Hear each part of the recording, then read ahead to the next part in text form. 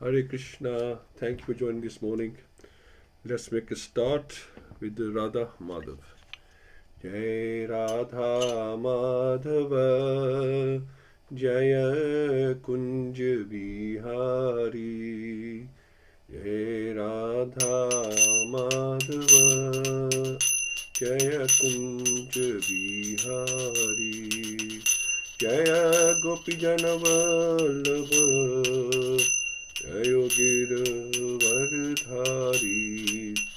Jai Gopi Janavallabha Jayo Giravardhari. Shodanandana Vraj Janaranjana Yashodanandana Vraj Janaranjana Yamuna Tiravanachari. Jai Radha Madhava Jaya Kunj Bihari. Jai Radha Madhava Jaya Kunj Bihari. Hare Krishna Krishna Krishna Hare Hare, Hare Rama Rama Rama Hare Hare. Hare Krishna Krishna Krishna Hare Hare, Hare Rama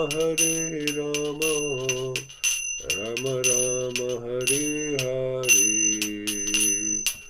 Hare Krishna Krishna Krishna Hare Hare, Hare Ram Ram Ram Hare Hare. Hare Krishna Krishna Krishna Hare Hare, Hare Ram Ram Ram Hare Hare.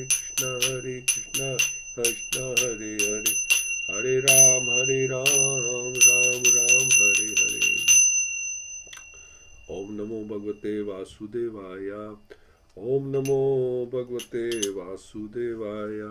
Om Namo Bhagavate Vasudevaya. Om Agyantimirnasya Gyananjana Shalakya Chakshurunmilitam Yena Tasmai Shri Gurave Namah. Shri Chaitanya Manobishtam Sthapitam Yena Bhutale Samrupa Kadamahyam Dadati Swapadantikam Vandeham Shri Guru Shri Yuttapadakamalam Shri Guru Vaishnavscha Shri Rupam Sagrajatam Sagana Raghunathamritam Tam Sajivam Sadhvetam Savadutam Krishna Setam Krishna Chaitanya Devam Shri Radha Krishna Padan Sagana Lalita Shiva Shakhanvitamscha. He Krishna Karuna Sindhu Dinabandhu Jagatpate Gopesha Gopika Kant Radha Kant Namastute Tapta Kanchan Gaurangi Radhe Vrindavaneshwari Rishabhanu Sute Devi Pran Mami Hari Priya Vancha Kalpatu Priyascha Kirpa Sindhu Bevacha Padidana Pavnebhyo Vaishnavyo Namo Namo. Jai Shri Krishna Chaitanya Prabhu Nityananda Shri Advaita Gadadhar Shri Vasdi Gaur Bhaktivinoda. Hare Krishna Krishna Krishna Hare Hare, Hare Ram Ram Ram Hare Hare. Mukam Kroti Vachalam Pangum Lagyate Grim Yat Kirpatam Vandeshi Gurundin Taranam Paramananda Madham Shitanesham Hari Om Tassat Narayam Namaskritya Naram Cheva Narottamam Devim Sasvit Vyasam Tato Jemaduriyat Nashta Presha Abdureshu Nitya Bhagavad-Sevayā Bhagavati Tumshloke Bhakti Bhakti Nishtaki. Okay, so we are verses now 39 to 44, the final verses before we go for the overview on Wednesday. So no program in the morning on Wednesday, we'll do the overview in the evening with the Haridas Prabhu from Coventry. He's the president of Iskcon Coventry. He's still there, but in a different role. Okay, let me just see. So stop sharing this. Okay, so 39. Kaschite namayam tat brist teja vibhase me alabda mano vigyanta kimva tat chiro shitaha. So kachit veda te yo ana mayam. Health is all right. Tat, my dear brother, brishta, bereft, teja, lusta, vibhasi, appear, may to me, albadha, manaha, without respect, abgyanta, neglected, came whether, va o tat, my dear brother, chiro shitaha, because of long residence. So Arjuna is back from Dwarka. He looks a bit despondent, and Yudhishthira wants to know why are you looking like this? Because normally he'd be very excited when he comes back. It's like when we come back after meeting our friends. We're so excited, we want to talk about it and who said what and what happened. It's all like a lot of excitement. And this is how Arjun used to be when he used to come back from Dwarka. But this time, his head is down, his body is drooped, and like it's obvious that something is drastically wrong. So last time we were discussing about fear. Fear means lack of faith and surrender. We were saying that's a check for us, that if we are fearful of things, which we all are, we all live in fear, and that means we lack faith, and because we lack faith, we lack surrender in Lord Krishna as well. If you are fully surrendered, you have full faith, then you're fearless, basically. And we were saying that everything belongs to Krishna, and there's example of the Parijat flower from the heaven. Satyabhama wanted the Parijat flower from the heavens. Krishna goes to get it, and then there's a fight with Indra. He tried to stop him. Indra forgot that everything belongs to Krishna, and like that. And we're talking about the different planets and the Vaikuntha planets, and like that. So discussion last time. So let's continue today. So my brother Arjun, please tell me whether your health is all right. You appear to have lost your bodily luster. Is this due to others disrespecting excuse me, and neglecting you because of your long stay at Dwarka? So this is interesting. So from all angles of vision, Maharaj Yudhishthira inquired from Arjuna about the welfare of Dwarka. But he concluded at last that as long as Lord Krishna himself was there, nothing inauspicious could happen. But at the same time, Arjuna appeared to be bereft of his bodily luster, and thus the king inquired of his personal welfare and asked so many vital questions. So now before he's asking about the elders and the family, is everybody all right? And now he's asking, Arjun, that did something happen, some incidents with you, that you are looking like this. So this is 39. So it says, so far Arjuna has not said a word. So far only Maharaj Yudhishthira keeps asking him questions, but he has not responded to anything. Yudhishthira asks Arjuna about 10 aspects which would put one into despondency. So there's 10 aspects that we can ask, and some of them include about his health, not receiving respect, have you been neglected and ignored? So that's why personally he's asking about these things now. And then Kaschin nabhi hato bhavai shabdavir amanglahi nadatam uktam arthibhya Ashya yat pratishurutam.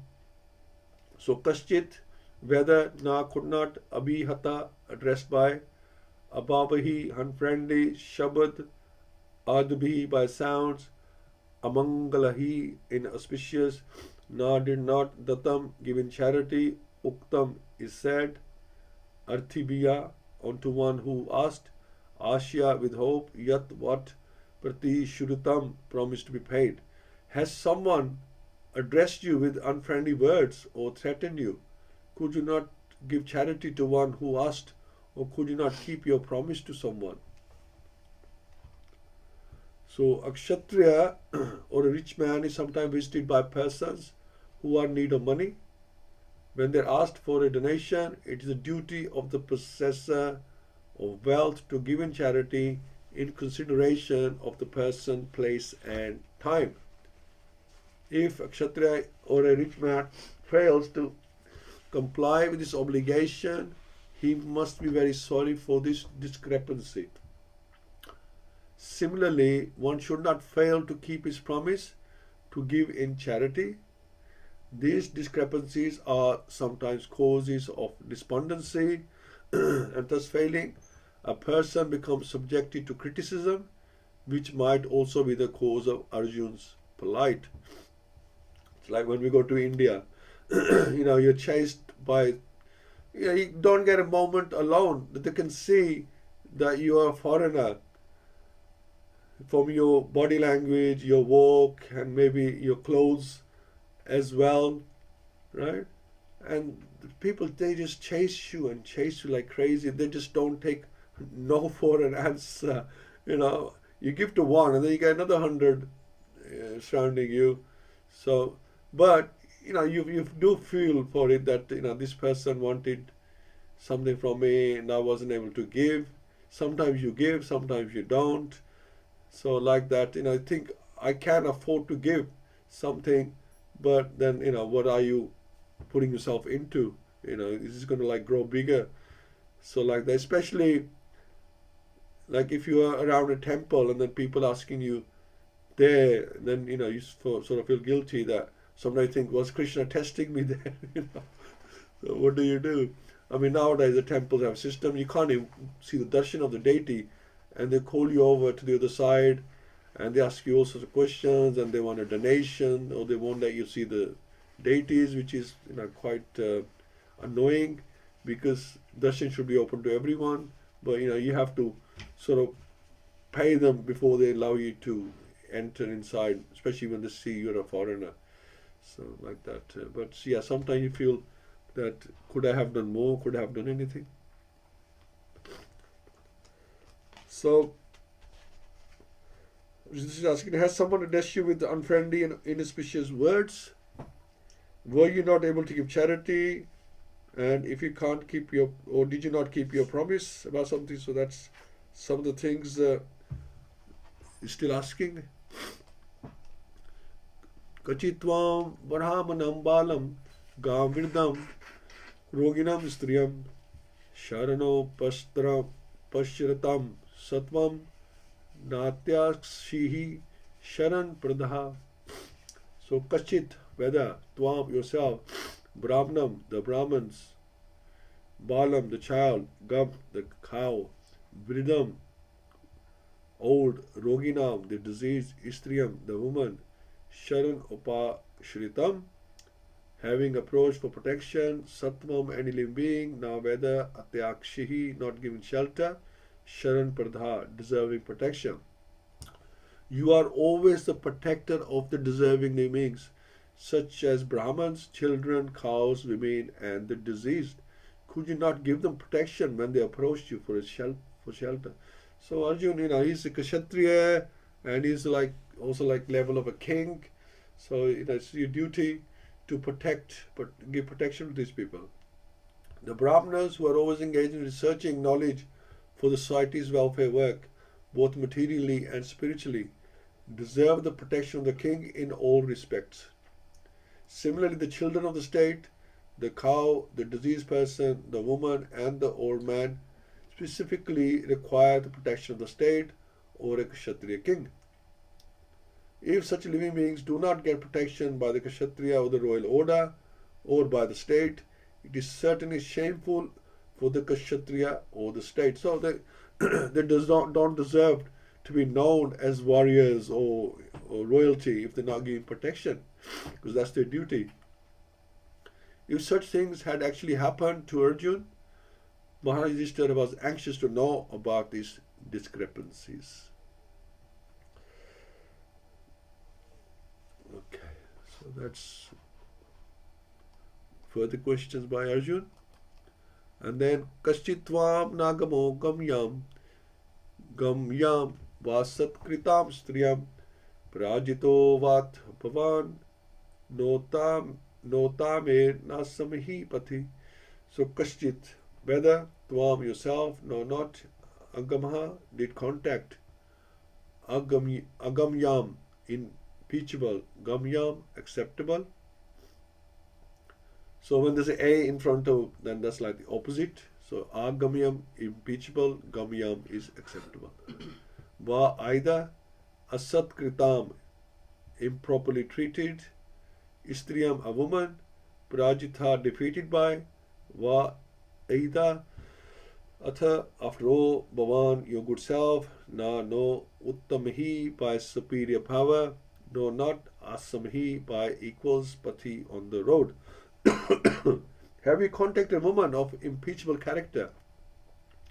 Or have you not properly treated a deserving woman? Or have you been defeated on the way by someone who's inferior or equal to you? So these are things of despondency. So Isha Maharaj, he's very learned. He's going through each possibility. Excuse me. It appears from this verse that during the time of the Pandavas, free contact between men and women was allowed in certain conditions only. The higher caste men, namely the Brahmins and Kshatriyas, could accept a woman of the Vaishya or Shudra community, but a man from the lower caste could not contact a woman of the higher caste. Even a Kshatriya could not contact a woman of the Brahman caste, in other words. The wife of a Brahman is considered one of the 7 mothers, namely one's own mother. So these are the 7 mothers. One's own mother, the wife of the spiritual master or teacher, the wife of a Brahman, the wife of a king, the cow, mother cow, the nurse, and the earth. So these 7, they all are mothers. Well, at least they should be viewed, observed as our mothers. Such contact between man and woman was known as Uttam and Adam. Contact of Brahman with Kshatriya woman is Uttam, but the contact of Kshatriya with Brahman woman is Adam, and therefore condemned. A woman approaching a man for contact should never be refused, but at the same time, the discretion as above mentioned may also be considered. Bhim was approached by Hindivi from the community lower than the Shudras, and Yati refused to marry the daughter of Shukracharya because of Shukracharya's being a Brahman. Vyasadeva, a Brahman, was called to beget Pandu and Dhritarashtra. Satyavati belonged to a family of fishermen, but Prashar, a great Brahman, begot her Vyasadeva. So there are so many examples of contacts with women, but in all cases the contacts were not abominable, nor were the results of such contacts bad. So whatever was said at the top, the examples of personality is given here, that look, this is how it should be. According to Shastras, contact between man and woman is natural, but that also must be carried out under regulative principles, so that social consecration may not be disturbed or unwanted worthless population be increased for the unrest of the world. It is abominable for a Kshatriya to be defeated by one who is inferior in strength or equal in strength. If one is defeated at all, it should be defeated by some superior power. So Arjuna was defeated by Bhishmadev, and Lord Krishna saved him from the danger. This was not an insult for Arjuna, because Bhishmadev was far superior to Arjuna in all ways, namely age, respect, and strength as well. Even as an old man, he was stronger than Arjuna. But Karan was equal to Arjuna, and therefore Arjuna was in crisis when fighting with Karan. It was felt by Arjuna, and therefore Karan was killed even by crooked means. Such are the engagements of the Kshatriyas. And Maharaj Yudhishthira inquired from his brother whether anything undesirable happened on the way home from the Dwarka. So what was his questions were in the translation. So Srila Prabhupada has given us a purport based on how these questions come about and what do they mean. That about the contact with women, and also being defeated by someone who's equal in or lower strength than you.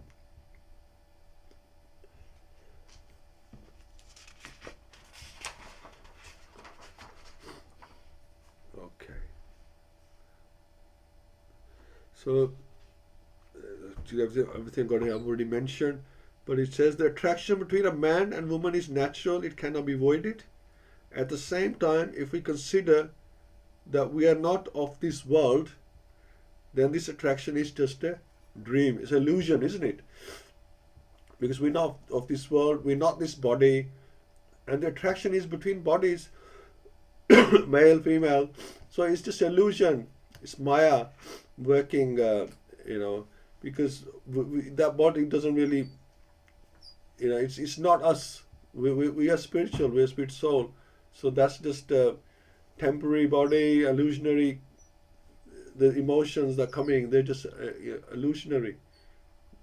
According to Srila Prabhupada, that all this, the lust, we should really be love for Krishna, but it's perverted, everything's perverted in the material world. This attraction that we have for the woman should really be, or the man for a woman, it should be the attraction towards Krishna. That's what the attraction is given us. That's why the attraction is there for Krishna. But because we have this material body and because we are under illusion, we're misusing these facilities. This is the problem. Our senses, they are meant to see Krishna, to smell Krishna, like flowers offered to Krishna, and our tongue is for eating prasadam and chanting. But we misuse that, especially the tongue. We use it very badly. We like different tastes, and we misuse our tongues. The freedom of speech, we really misuse it in the wrong way by criticism and talking nonsense like a frog. And especially this tongue, in the Nectar of Instruction it's mentioned that the tongue can take you to high places, it can take you Goloka Vrindavan, and the same tongue can take you into hellish conditions as well. It's our choice. What do you want to do with the tongue? Do you want to chant nicely and go back to Goloka, or do you want to use this tongue for nonsense talk and go to the hellish planets, hellish conditions? So the tongue is very important. It's up to us where we apply it. It's about the process. Okay, 43. Api svit parya bhunktasvam sambhojyan vrida palakan jugus sitam karam kinchit kritavan na yad akshamam. So api svit, if it were so that parya, by leaving aside, bhunktha, have dined, tvam, yourself, sambhojyan, deserving to dine together, vrida, the old men, balakan, boys, jugu pasitam, abominable, karam, action, kinchit, something, kritavan, you must have done, na, not yat, that which, akshamam, unpardonable. So have you not taken care of old men and boys who deserve to dine with you? Have you left them and taken your meals alone? Have you committed some unpardonable mistake which is considered to be abominable? So these are all the things, the possibilities. So it is the duty of a householder to feed first of all the children, the old members of the family, the Brahmins and the invalids. So all these people should be fed first. Besides that, an ideal householder is required to call for any unknown hungry man to come and dine before he himself goes to take his meals. I think that part is not always possible. He is required to call for such a hungry man thrice on the road. The neglect of this prescribed duty of a householder, especially in the matter of the old men and children, is unpardonable. Yeah, so especially in the matter of old men and children. So, I mean, we don't necessarily open our doors and, shout, like, is anybody hungry? And, we feed them. But if somebody came to your house, a guest came, Atithi came, like, Atithi is uninvited guest. If they came to your house, well, obviously, you would ask them to take prasadam when they're here. So at least we can do that. Somebody who comes to our door, we can feed them prasadam. Excuse me.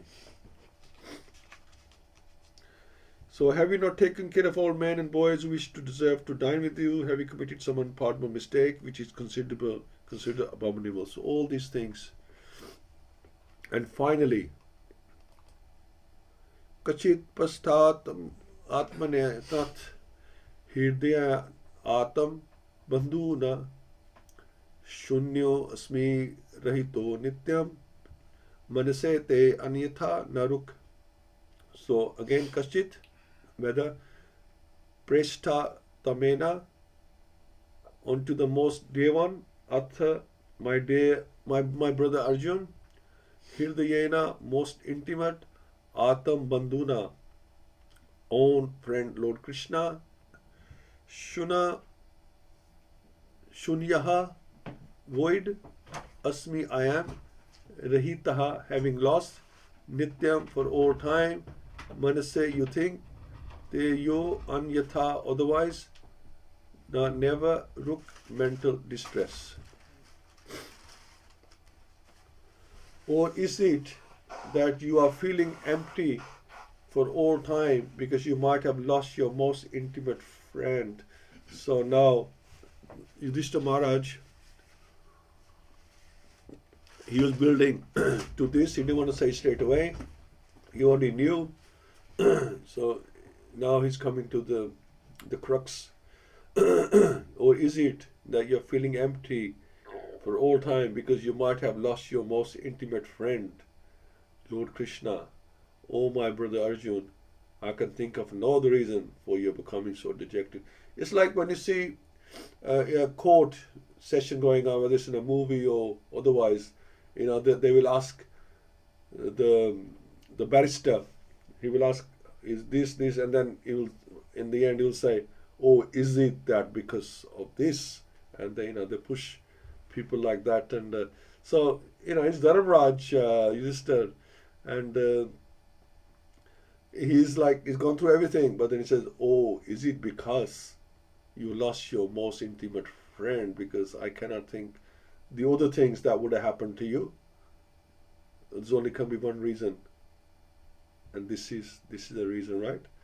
So all the inquisitiveness of Maharaj Yudhishthira about the world situation was already conjuncted by Maharaj Yudhishthira on the basis of Lord Krishna's disappearance from the vision of the world.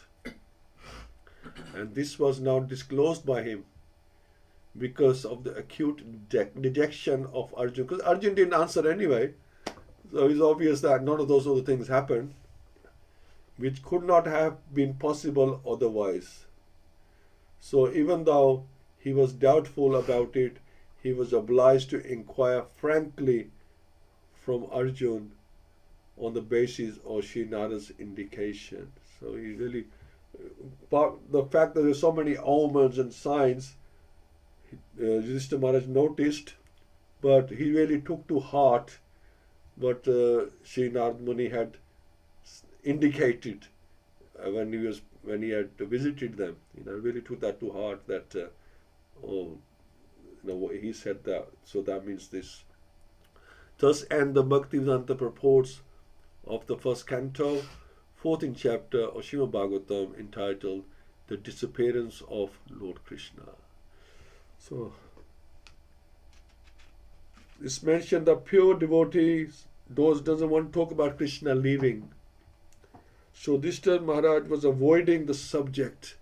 So eventually he had to ask the question, because he had exhausted all of the questions. Now finally, the truth must be known. They have to face the facts, right? You cannot deny it. You cannot ignore it. This is a very important question. So he waited till the end, plucked his courage. It's not easy to ask a question like that, even for Yudhishthira Maharaj, to his brother. So he plucked the courage and finally asked the real question, what was in his mind, that has Lord Krishna left? Has Lord Krishna's disappearance, on the basis of Lord Krishna's disappearance from the vision of the world. So, the Lord appears and Lord disappears. He doesn't take birth and die like us. We have these like temporary bodies that we are born.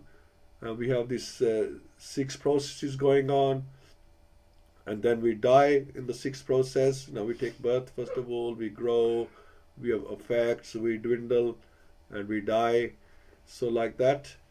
But Krishna, he just appears and he disappears, and then he appears maybe in another world somewhere, another universe, another planet, and these pastimes go on. He's just passing through.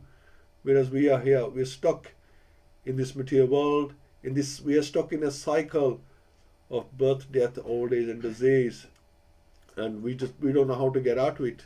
We really, because we're spending too much time, or we are in ignorance due to Maya, that we have this body. Even the animals, they want to enjoy. They have desires. They want to enjoy the body. We want to enjoy us in our senses, our unfulfilled desires we may carry from so many births, because most people believe that this is what the body is for. We are in vikarma. We are vikarmis when we're not following Shastra process. And most people are vikarmis because they're just following. It's like in chapter 16 of Bhagavad-Gita, the divine and demoniac people. So most people are demoniac because they're not following any regulations, any recto principles. They're doing what they believe is right, and they're breaking the regulations, and that's why there's a divine and demoniac mentalities, because the people think they're independent to do whatever they want, enjoy in any way, and they'll find like new ways to enjoy their senses, and that's their life till the end. But that should not be the case. So thank you so much, and let's hear from Hina Mataji. If anybody else like to contribute, not a problem, please do. Let's hear from Hina Mataji first of all. Hare Krishna Mataji. Hare Krishna Prabhu, Hare Krishna. Thank you so much. Some very short verses here. So honestly, I don't have too much to add. I think the only observation I had was around how, starting from 39, where Yudhishthira Maharaj is concerned about Arjun's health. And obviously, as you were saying, he's kind of asking about, is it this, is it that? So he's not going straight for the kill. He's not going straight in about asking whether, has something happened to Krishna. He's dilly-dallying around, and it's quite interesting the questions that he's throwing out initially is around Arjun's karma, like has he done something wrong? Have you done something wrong? Have you failed to do something? Have you disrespected somebody? This kind of thing. So it's all about centered around, as a result of what you've done, has something bad happened to you? And it's quite interesting because I guess it's the proper way of looking at things and situations in one's life. I think people in general don't make that connection between one's karma and the situation of their life. They continue, because they don't make that connection, and they just continue to accumulate bad karma. and they don't reform themselves because they don't realize that, oh, because of what I've done here bad in the past to this person, I'm now suffering, or this has now happened to me. And unfortunately, then they're never able to leave the circle of birth and death. But it's just an interesting observation that he goes in initially about, have you done something wrong? Just, essentially, have you failed to do something?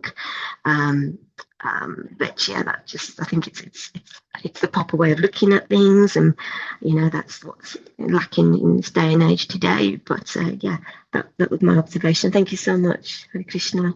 Thank you. Yeah, very good point. Yeah, he's asking him, have you done anything wrong? Like they have such a conscience. They're devoted to the Lord. They have such a conscience. They have like a list of things that they should not do when they're out there. Their behavior has to be exemplary to everyone. They have to really set a good example by following these regulations. Be kind to people, give charity, protect people.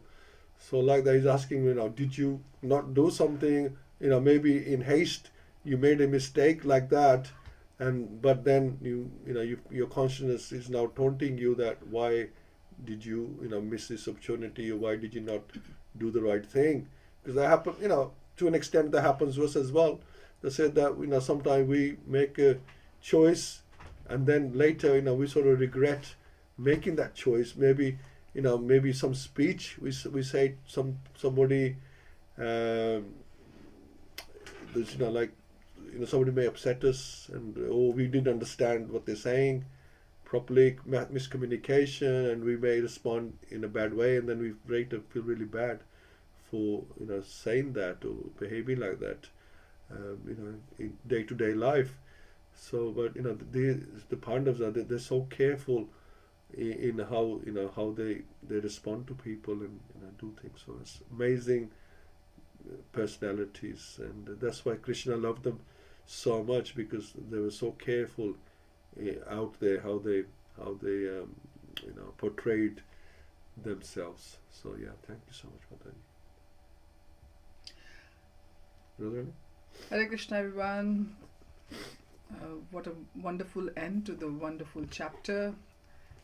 The title wasn't very nice. It just hits you when you read the title. Krishna leaves Dwarka, and we can just imagine the state of the residents of Dwarka and the close associates, the eternal associates of Krishna, the Pandavas, and what Arjun went through when he saw the whole situation. I'm sure they knew that this is going to be inevitable. Lord is not going to be here forever. He has got some other Leela to continue, and this Leela has to come to an end.